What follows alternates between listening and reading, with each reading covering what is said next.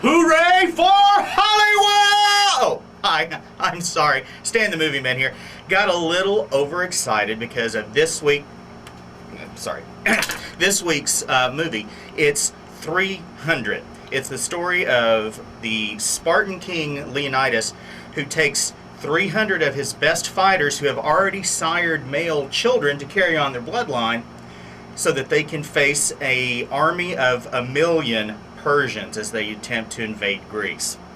Now, this is based on not only fact, because a similar thing did happen back about 2,500 years ago, but it's also based on the graphic novel by Frank Miller, the guy who came up with The Dark Knight Returns and also the graphic novel Sin City, which also was made into a movie. So, how's the movie? It's pretty good. It's pretty bloody and pretty violent. There are times when the violence gets somewhat repetitive because you can only see so many people beheaded in slow motion.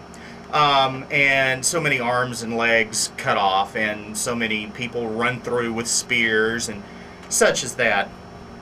But it is actually quite entertaining, and if you're an action fan, you will love it. Now, there are some problems that I had with it. First is the dialogue from, and I've never read the graphic novel, so I don't know that they pulled a lot of dialogue directly from the graphic novel. But some of the dialogue sounds very comic bookish, if you'll pardon the expression.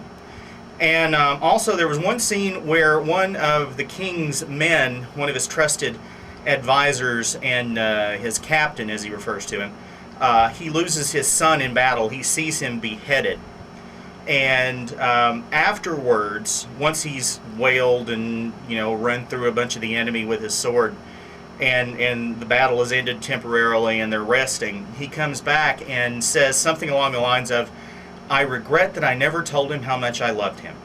Now, when you see this movie and you see how it's set up, how the children are raised to be, how the male children are raised to be soldiers, that will hit you as completely wrong. It will stick out like a sore thumb. And I don't know what they were thinking when they included that line. Again, I don't know if it's in the graphic novel, but in the movie, it just doesn't work. It's almost like they were trying to inject a little humanity and modern sensibility into a story that took place about 2,500 years ago. So the dialogue is goofy in places, and that one particular scene just really ran all over me.